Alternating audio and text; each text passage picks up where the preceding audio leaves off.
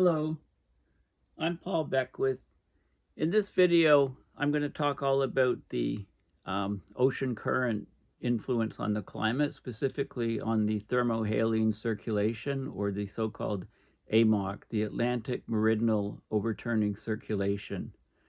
There's a tremendous amount of heat that is being carried to the northern hemisphere by the ocean current system, and it's the main reason why the northern hemisphere temperatures are warmer than the southern hemisphere temperatures by an average of about 1.4 degrees Celsius.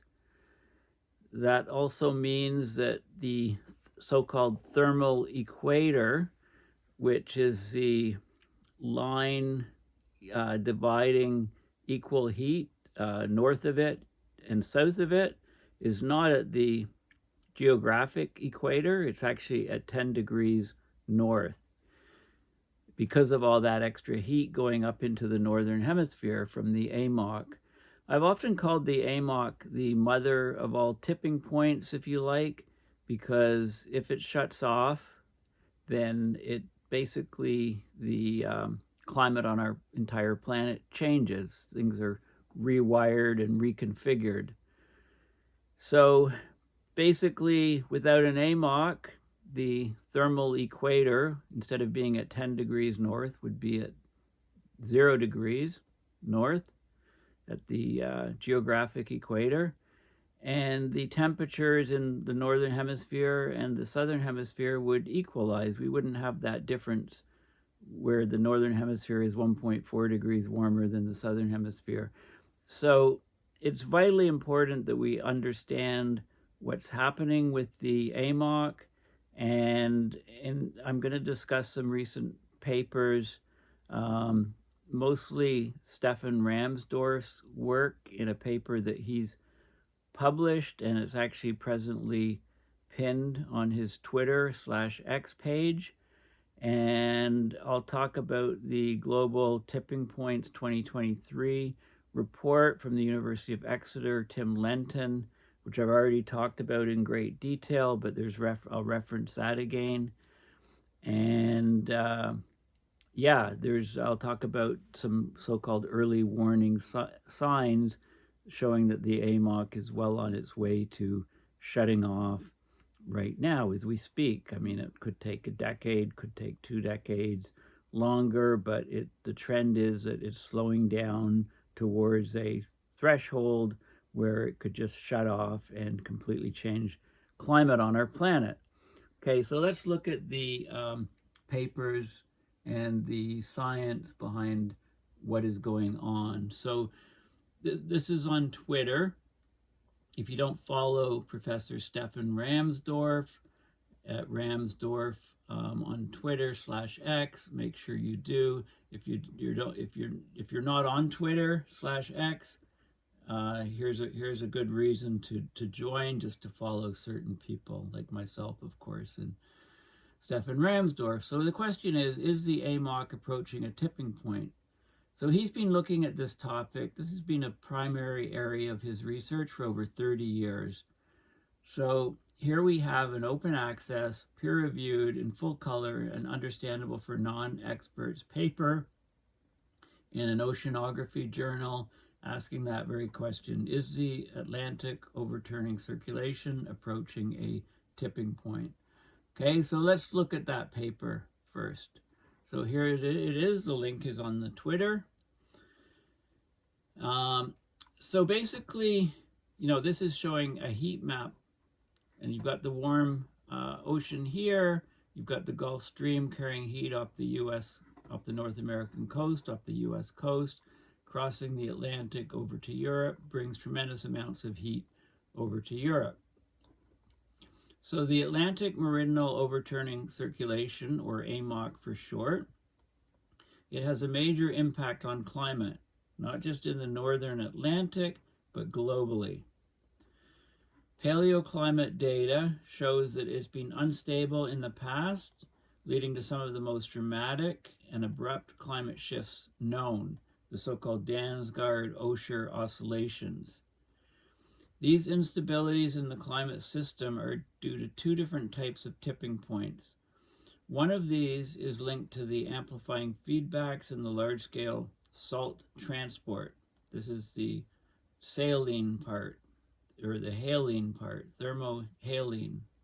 THC, thermohaline circulation. The haline is the salt part. The other is in the convective mixing that drives the flow, the heat part, heat of the ocean. So these tipping points present a major risk of abrupt ocean circulation and therefore abrupt climate shifts as we push our planet further out of the stable Holocene climate into uncharted waters, pun intended, as we move further and further into the Anthropocene. Okay, so this is a vital paper. This is showing the sea surface temperatures from a simulation of a climate model from the Geophysical Fluid Dynamics Lab in Princeton, USA. The warm Gulf Stream waters are seen in red here as they're moving up off of the coast of the US, crossing the Atlantic, bringing tremendous amounts of heat over to Europe. Okay, so there's an interesting story at the beginning of Ramsdorff's paper talking about 1751. We had the captain of an English slave trading ship. He made a historic discovery. He was at 25 degrees north in the subtropical North Atlantic, and he lowered a bucket sea gauge. And this was devised and provided to him by the British clergyman Stephen Hales. Now, often back at those times, it was the clergy who became sort of like the quasi-scientists, if you like. They had means and money to, and time to ask questions about the, about the planet, about the environment around them. So this bucket was lowered through the warm surface waters into the deep in 1751. It was on a long rope, and there was a system of valves on the bucket that would close at various depths, and they'd trap water at various depths, and then they'd bring it up to the deck and measure the temperature from a built-in thermometer within the bucket. So they'd lower it to a certain depth by knowing the length of the rope, bring it up and measure the temperature. What they found was that the deep water was icy cold, and the rope was very long. Right, they lowered the water. They lowered it down to 3,900 feet, and the temperature kept decreasing the deeper it went. And then it was basically constant from then down to about over a mile, 5,346 feet, a mile and 66 feet, and it didn't go any lower. Okay, so these were the first ever recorded temperature measurements of the deep ocean. What they revealed is that deep water is always cold. So why is this the case? Okay, they actually had practical uses for this cold water. They could then send down buckets and bring up cold water to have cold showers, in a very, very warm climate. They could also bring up cold water to chill the wines, very important, or the water, drinking water. Okay, but what they found basically was the oceans, this was the first indication of the ocean's overturning circulation, which is a system of deep ocean currents that circulates cold waters of polar origin around the planet. So this was in 1751. Okay, so a bit later, in 1797, another Englishman, Count Rumford, he published a correct explanation of this useful discovery of cold water at depth, at 25 degrees north latitude. And his explanation was that, how is the water cold in this warm zone? He hypothesized that the cold water originated from the poles. So these currents, these underwater currents, were bringing cold water from the poles, and started sketching out, how the currents might behave. So now, of course, we have a reasonable understanding of the complex system of deep ocean circulation and the role it plays in climate. Okay, so here's what we have. We have the surface currents coming up here, winding the Gulf Stream coming across, bringing heat to Europe, and then the cold water, the warm water losing heat as it moves north, and it's cold, and it's also very salty because the water's originating from the tropics where there's high evaporation, therefore saltier water. That salty water comes up. In the northern regions, it's rain dominated, so it's more fresh water, so salty or fresh. This current is salty water, cools down, so sinks to the abyss and feeds these ocean currents coming down here. Now, you can see the observed sea surface temperature trend from 1993 to 2021. So over almost the last 30 years, there's a cold blob, if you like, or a global warming hole where this region has not warmed. It's about the only region on the planet that hasn't warmed. And you can see the high warming here off Scandinavia, between Greenland and Scandinavia, Europe, and also the very, very warm water off of North America. Very, very warm, hot temperatures in this region. And then the cold water blob here. And this can be explained, all of this is explained by a slowing of this AMOC system. So there's tremendous amounts of heat carried by these ocean currents. So we're talking about just the Atlantic branch of the global overturning circulation. These circulation patterns, of course, they traverse the entire planet, but we're just going to focus on the ones in the North Atlantic. So it's called the AMOC, which stands for Atlantic Meridional Overturning Circulation, right? The northward flow of warm surface waters and the deep cold return flow, it makes the South Atlantic a curiosity. It transports heat from the southern high latitudes toward the equator, from cold to warm. All other ocean basins behave, some in quotes, normally, by moving excess heat away from the sun-soaked tropics. So how much heat are we talking about? In the North Atlantic, the overturning circulation, it moves heat at a rate of 1 petawatt. This is power, 10 to the 15th watts, which is about 15 times the energy use of all humanity. Or it's 3.5 times the rate of the global ocean heat uptake in recent decades due to human-caused global warming. So where does the heat go? The heat is delivered all the way up to the region south of Greenland and Iceland, and some is even further north past Iceland into the Nordic seas. The ocean then generously gives away its heat to the cold winds above until the ocean water is so cold and dense that it sinks into the abyss down to between about 2,000 and 3,000 meters depth. There it flows as a great river down the full length of the Atlantic, in the words of the very famous Wally Broker, 1987. The heat released to the atmosphere makes the North Atlantic region much too warm for its latitude, particularly downwind of the ocean. This is the main reason why the northern hemisphere is on average 1.4 degrees Celsius warmer than the southern hemisphere. And it's also the main reason why the thermal equator, which is the latitude where the Earth is the hottest, and that's located at 10 degrees north of the geographic equator, which is 0 degrees, of course. Okay, so you can see that those two factors are because of these ocean currents. So obviously, if the ocean currents shut down, the northern hemisphere would try to equilibrate temperatures with the southern hemisphere. So as a result, it would get a lot colder, and the southern hemisphere would get a lot warmer, and the tropics would also get quite a bit warmer. The thermal equator would shift from 10 degrees north towards 0 degrees, Okay, so basically the entire climate of the planet rewires if the AMOC shuts off.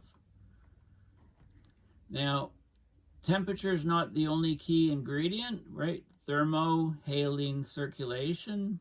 Thermo is the temperature part. Also have the haline part, the salinity. The saltier the water, the denser it is, right? Because salt sinks in water, it's heavier than water.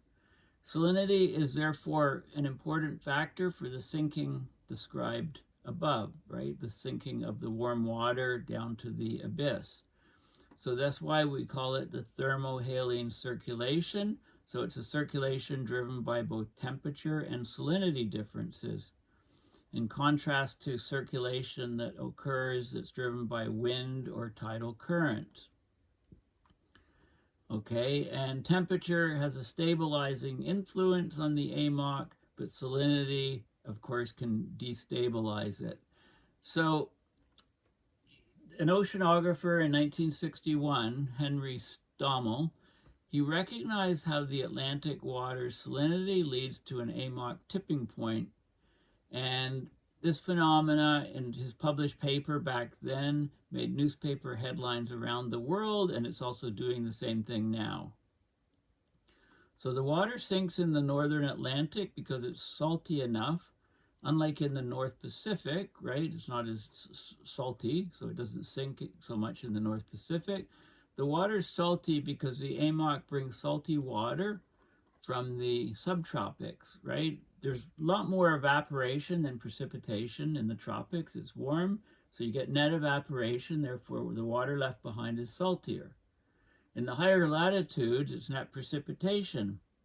So precipitation, of course, is the falling of fresh water. It goes on into the sea surface, so the water's fresher, closer to the poles at high latitudes. So the Gulf Stream, the AMOC, carries salty water from the subtropics to the high latitudes.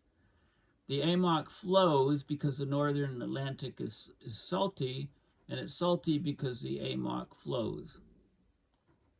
It says here, chicken and egg, right? It's a self-sustaining feedback effect. So it works the other way around. If the northern Atlantic becomes less salty because of an inflow of fresh water from either rain or meltwater from the glaciers, the ice, the water is less dense, right? It's fresher, and the AMOC slows down.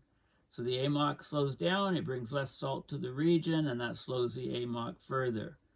This is a salt transport feedback. Beyond a critical threshold, it becomes a self-amplifying vicious circle, very, very powerful feedback system. The AMOC grinds to a halt.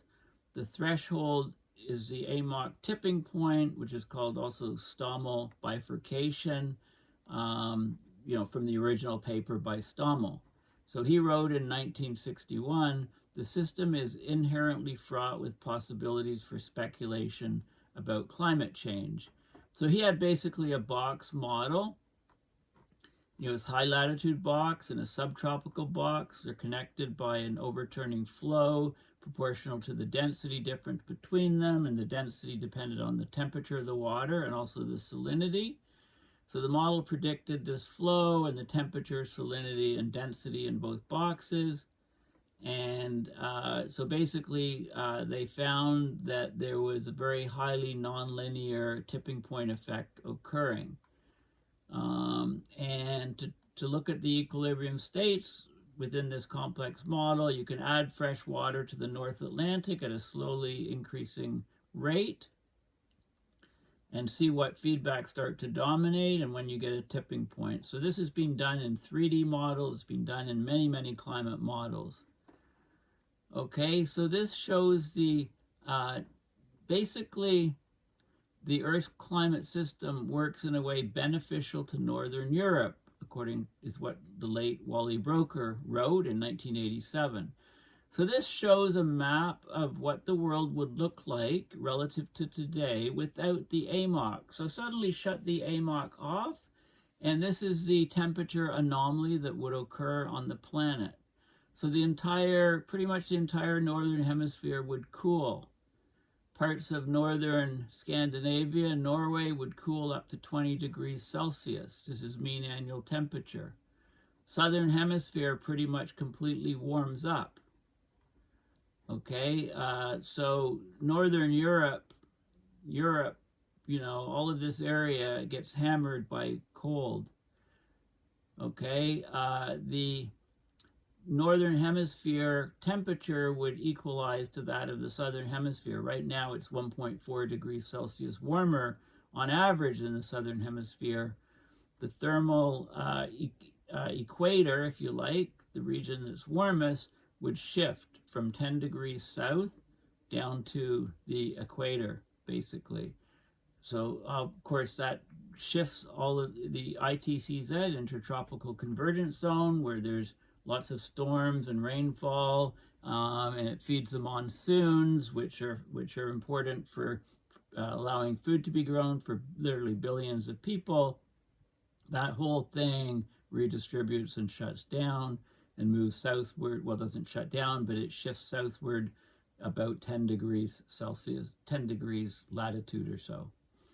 Okay, so it rewires where all the rain falls, and it basically completely disrupts humanity on the entire planet. These are some figures showing the bistability, if you like. This is the North Atlantic deep water flow in Sverdrup. Sverdrup is a huge amount of water. It's 10 to the 6 cubic meters per second of water. This region here is monostable. Add fresh water, you could drop it, but it recovers. There's a bistable region here where, with global warming, we can shift out of this zone of stability into this regime where there's no AMOC flow down here, this green line at the bottom. And then if you trace back the path, you don't snap back up to this region, right? There's a hysteresis, it's called. Okay, so here's where we are, present climate. We're right in this bistable region. We push it more with our emissions. We could snap over to shut off the North Atlantic deep flow water, shutting off the AMOC, moving the climate to this sort of situation where the northern hemisphere goes colder, the southern hemisphere goes much warmer, and we run into real problems growing food on this planet, since most of the food to supply the growing world population is grown in the northern hemisphere. Okay, this is the AMOC flow in Sverdrup. This is present climate. We get this, if we get this bifurcation and the AMOC shuts off with the freshwater forcing, then basically all hell breaks loose. Okay, so we've got an unstable, highly nonlinear system. Okay, and Stommel first predicted it with his model in 1961. And we've done a lot more advanced models, of course, over the years, and all of these, just about all of these climate models show similar type of behavior. Okay, so now let's have a look at this next figure here. So this shows the present surface flows, or the solid lines. Okay, and the red is higher temperature to lower temperature, right, giving heat to the atmosphere. These surface currents, we get the North Atlantic Current, Norwegian Atlantic Current going high up into the Greenland Sea, a branch coming off into the Iceland Sea and the Erminger Sea and Labrador Sea. Those are the surface currents. We also have the the East Greenland current, and this, joining here with this current, and so these are the surface currents in solid lines. The dashed lines are the deep flows. So you get an overturning, and you get the warm water, salty, dense, loses enough heat, it's dense enough, sinks to the ocean floor, 2,000 or 3,000 meters down. and return southward in the dashed currents. Now it's possible that this whole branch just shuts off, and this whole branch continues, or the whole thing shuts off, right? There's different effects that can occur. Okay, we do know that these things have shut off repeatedly in the past. So we can so we've had dramatic climate changes in the recent past, recent being from a paleoclimate perspective, namely in the last 100,000 years. So Wally Broecker published his famous article in the journal Nature called Unpleasant Surprises in the Greenhouse in 1987. And he discussed data from deep water sediment cores and holes drilled into the Greenland ice cap, noting that the climate changed frequently and in great leaps or abrupt changes rather than smooth and gradually. He identified the AMOC, at the time referred to as the Atlantic Conveyor Belt, as the culprit. He warned that by releasing greenhouse gases, we play Russian roulette with climate, and no one knows what lies in the active chamber of the gun. Okay, this was in the mid to late 80s. And since then, we've distinguished two types of abrupt climate events that repeatedly occurred during the last ice age, centered around the North Atlantic, but with global repercussions. The first type is the Dansgaard-Oehler, or DO, event, named for Danish ice core researcher Willy Dansgaard and his Swiss colleague Hans Oehler. More than 20 events prominently show as abrupt warming spikes of 10 to 15 Celsius within a decade or two in the Greenland ice core data. They can be explained as sudden startups of ocean convection in the Nordic seas when the Ice Age convection was mostly only occurring in the open Atlantic to the south of Iceland. Okay, so during the last ice age, when a lot of the north was covered in ice, the currents, the convective currents were lower. They were south of the ice. And then they would start up and bring lots of heat up, causing warming of 10 to 15 Celsius on Greenland within a decade or two. Okay, and the warm ocean circulation configuration that reached far north was apparently not stable under Ice Age conditions. It gradually weakened until after some hundreds of years, the convection and warm event ended again, right? So we had this convective flip-flop with the Nordic seas, convection turning on and off. And then, of course, the second type of event is the Heinrich event, named after a German scientist, and that involved huge masses of ice that episodically slid into the sea from the thousands of meters thick Laurentide ice sheet covering North America.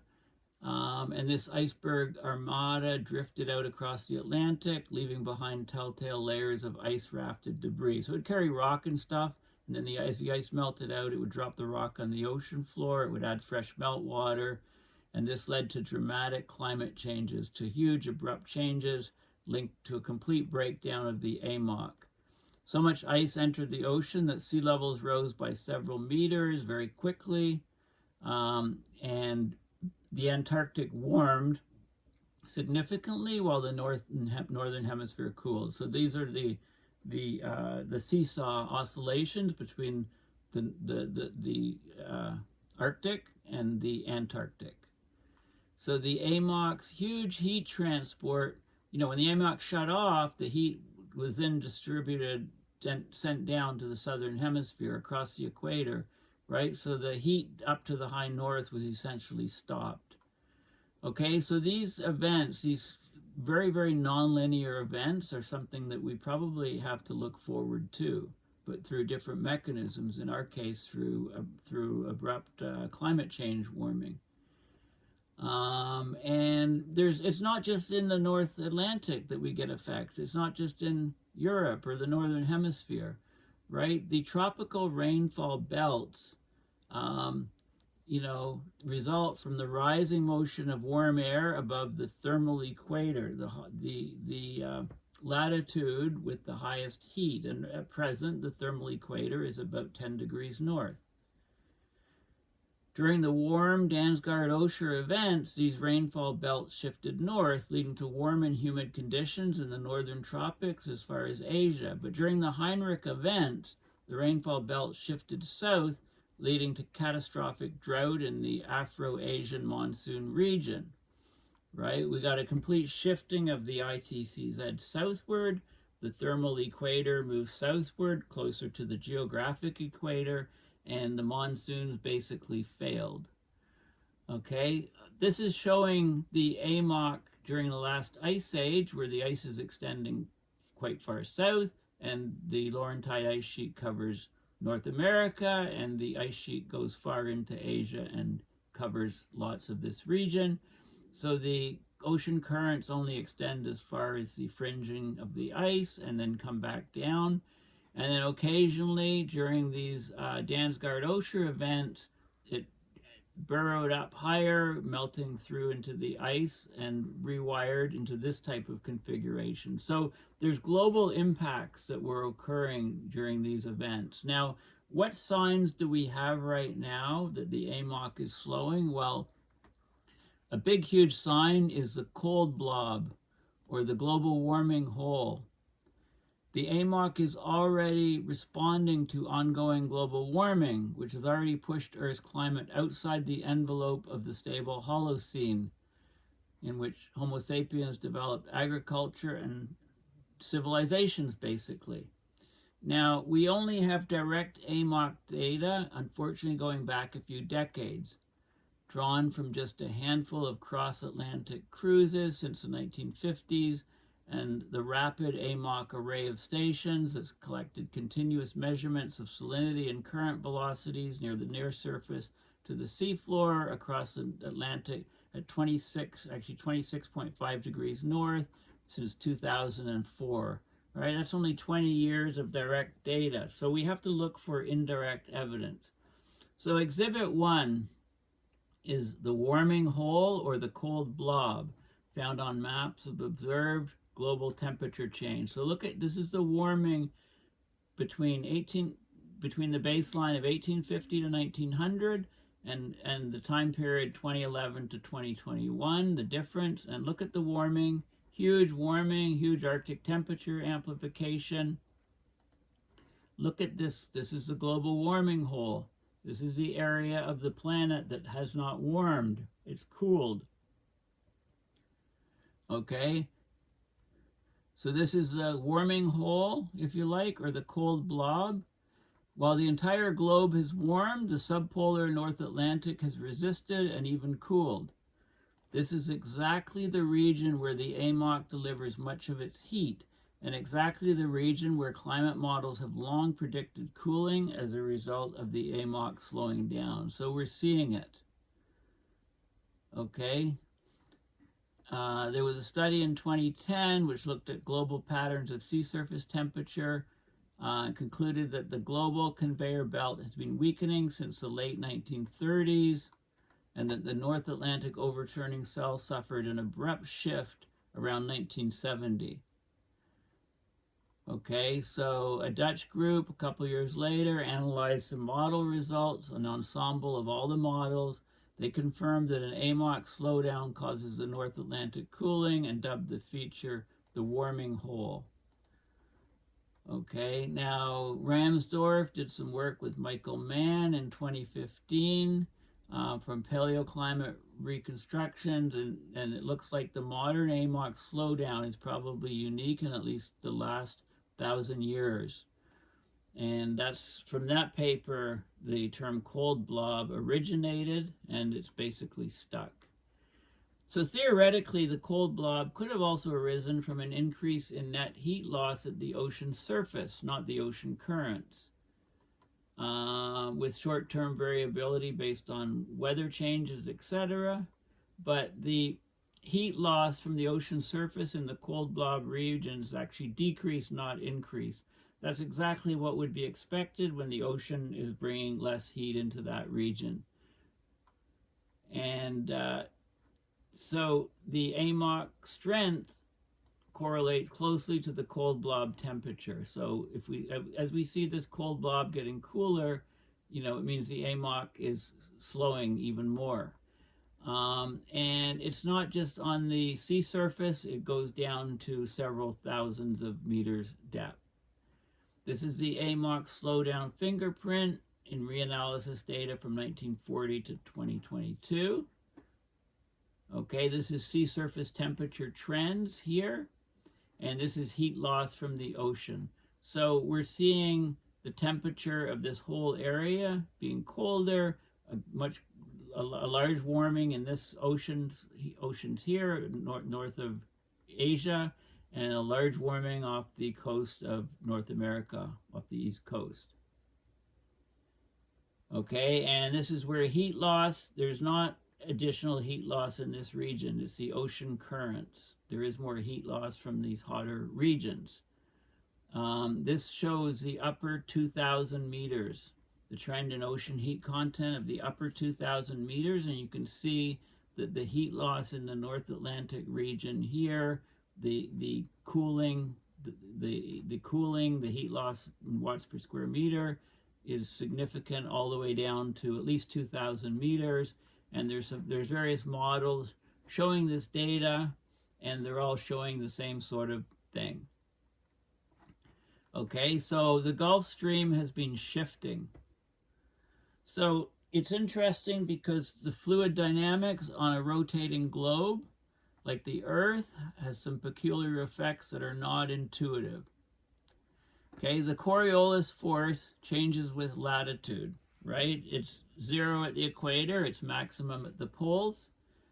That's why we don't get hurricanes basically right at the equator, plus or minus 10 degrees, because the Coriolis force is very small. In fact, it's 0 at the equator. So in 2007 and 2008, there were two studies on the AMOC that demonstrated how a basic law of physics, basically angular momentum conservation, means that at the point where the deep southward AMOC flow crosses underneath the Gulf Stream, the conservation of angular momentum, because the Gulf Stream is moving up and swinging at a curve, as it's slowing down, in order to conserve angular momentum, the curve has to be wider, pushing the Gulf Stream closer to the shore of North America as it weakens. And this is what we're actually seeing. So this is another fingerprint of a weakening AMOC, is the greatly warming temperatures off North America. It's not just the cold blob, which is not getting the heat anymore, where the Gulf Stream AMOC used to be, but we get a heating off of the coast and a much greater sea level rise off the coast because hot water expands. So local sea level rise is much higher off the East Coast, off the American Atlantic coast north of Cape Hatteras. Okay, so here's another, this is very, very, strong evidence that the AMOC has been significantly shutting down. And also another signal is from the salinity. Okay, so we're getting data from lots of different places. We're getting it from buoys that are attached to the ocean floor at 26.5 degrees north. We're getting it from the Argo floats, the three-dimensional observational ocean data collected by Argo profiling floats. So basically the Gulf Stream shifted about 10 kilometers closer to the shore since the beginning of this century. From the rapid array, the rapid AMOC array at 26.5 degrees north, we know that the AMOC has indeed weakened during this time span. There's a robust weakening over the past 4 decades observed in the Florida Straits. Okay, and there's more evidence coming from the salinity changes. The northeastern subpolar Atlantic is freshening. Okay, so this water is freshening here, and it's getting saltier here, which is yet another signature indication that the AMOC is indeed slowing. Okay, and we can look at the so it's not just a cold blob, but it's a fresh blob, fresh water. Salinity is dropping. It's a salt anomaly. Okay, so all of these things are fingerprints of a slowing AMOC. So there's many independent lines of evidence, basically overwhelming evidence for a long-term weakening of the AMOC since the early or mid-20th century. Okay, there is strong decadal variability, but the trend is to an AMOC weakening. Is it human caused? Well, multiple lines of evidence point to it being a result of fossil fuel caused global warming. Climate models have long predicted its decline in response to global warming. The physics behind these predictions is understood. At least 2 studies analyzing state-of-the-art climate models and observations have shown that the recent North Atlantic warming hole is of anthropogenic, human-caused origin. It's being caused by reduced northward oceanic heat transport related to greenhouse gas emissions. The paleoclimate data show that it's human activities, because the AMOC weakening coincides with the period of unprecedented modern global warming. And, you know, can the climate models be trusted? Well, we have many, many different models from different groups. And, you know, even in the latest IPCC report, that even under a low emission scenario, the AMOC weakens between 4 and 46% by 2100. In the high emission scenario, by between 17 and 55%, right? So basically the models, you know, the models are backing up the observations. This is showing global temperature changes by the year 2100 for a low emission scenario in a high warming models. In high warming models, and you can see you know, a drop here of temperature. The global warming hole continues on as the AMOC continues to slow.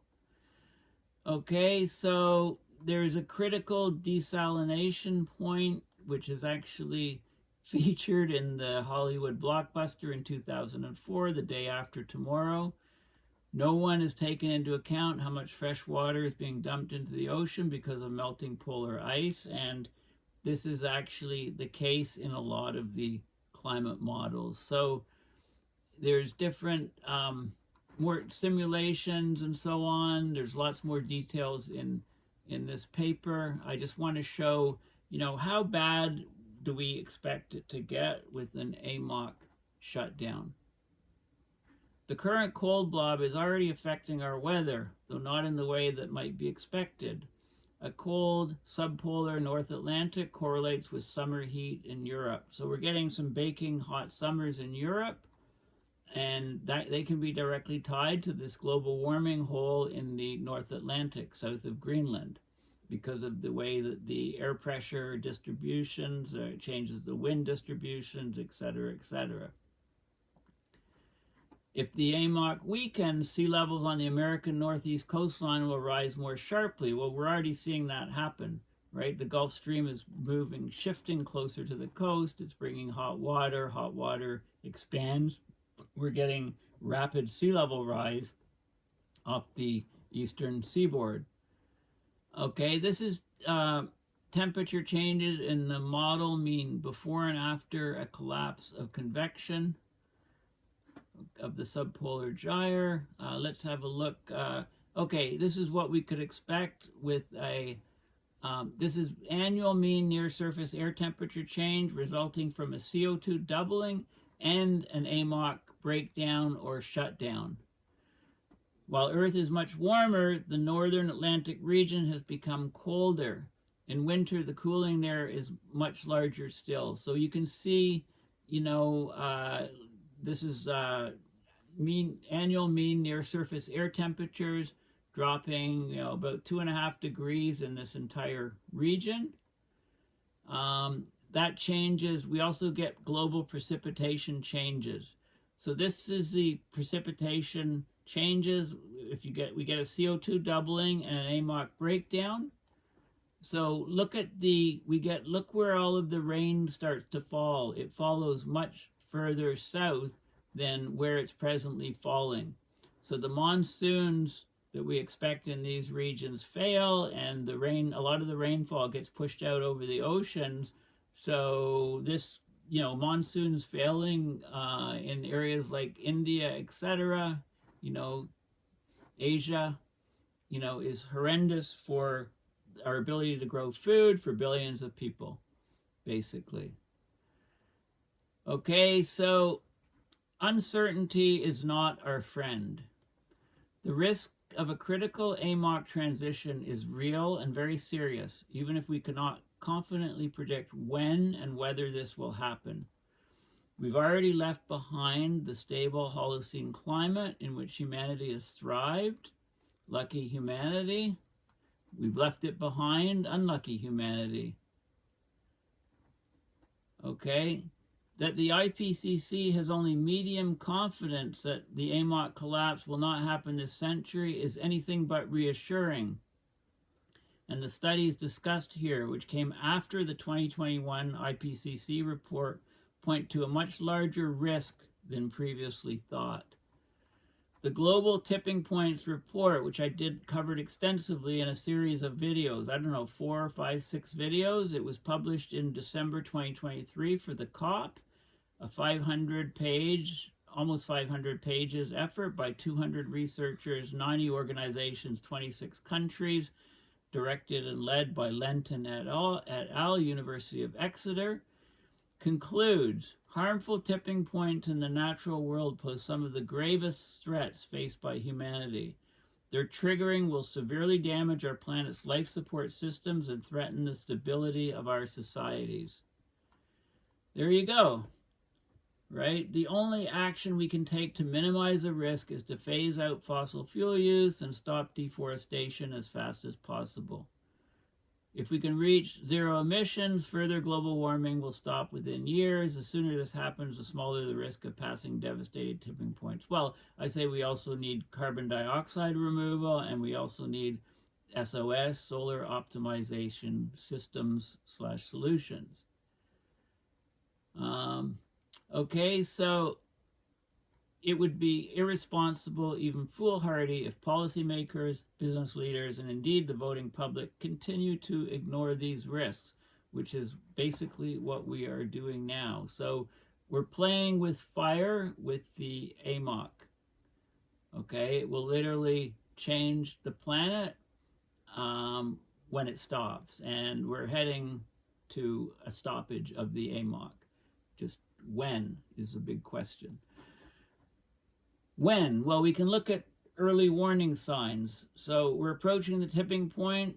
Here's an article from February of this year saying that a vital Atlantic current that includes the Gulf Stream and keeps our climate in check may be giving off a warning sign of collapse. And it talks about a paper that was published.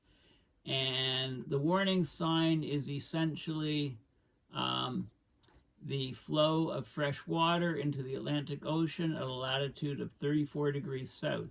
The latitude where South Africa sits may indicate a key warning sign for an impending AMOC collapse. The team found that about 25 years before the AMOC collapse, the flow reaches a minimum, and the flow is dropping right now. Okay, there's another article, this is the LA Times, saying about the crucial ocean current could collapse, warnings, etc., sounding the alarm. So this is another article that you could look at. And the paper is actually right here. Physics-based early warning signal shows that AMOC is on a course for tipping. And I'll just read the abstract. It's a very detailed paper. One of the most prominent climate tipping elements is the AMOC. It can potentially collapse because of the input of fresh water in the North Atlantic. Although AMOC collapses have been induced in complex global climate models by strong freshwater forcing, the processes of an AMOC tipping event have so far not been investigated. So here we show results of the first tipping event in the community Earth system model, including the large climate impacts of the collapse. So they developed a physics-based and observable early warning signal for the AMOC tipping the minimum of the AMOC-induced freshwater transport at the southern boundary of the Atlantic.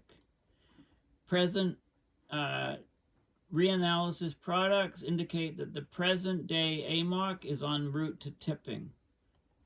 Okay, so it's a very detailed paper just published in the last few months, and it's showing the AMOC strength in the models, the overturning circulation, lots of details, different temperatures at different places, and trends of the, temperature trends, what would happen if the AMOC actually shut off, and, lots of freshwater transport and AMOC strength and so on.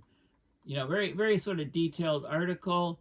And basically what they're showing is that there's basically an early warning signal in the freshwater movement in the southern hemisphere, what they said 34 degrees south, which if it shuts off, it gives us about 20, it says that the AMOC will shut off within 25 years. So, there is progress being made in scientific analysis of all these things, and I really highly suggest that you follow Stefan's work on the AMOC and tipping points, and click on this link and look at this article. Is the Atlantic overturning circulation approaching a tipping point? Because it's well written, and it explains quite a bit in mostly easily understood terms of what the AMOC is, what it's doing now, how it's slowing down, some of the signs like the global warming hole or the cold blob, the change in salinity, the warming off North America, and all of these factors showing it's slowed down. And how much has it slowed down? Well, that varies, but most from this paper I gathered it was about a 15% slowdown, something like that, both from the models and the observations. So I read a paper years ago where it was saying 30% slowdown, but I haven't. That was just one paper. It looks like it's more like a 15% slowdown up to now. Okay. Anyway, this is really, really vital stuff. Please consider going to my website, paulbeckwith.net, and donating to my PayPal to support my research and videos. Thanks for listening. Like I've said quite a bit, the AMOC is the mother of all tipping points. It will completely change the climate for the entire planet if it shuts down, if/when it shuts down. Thanks for listening. Bye for now.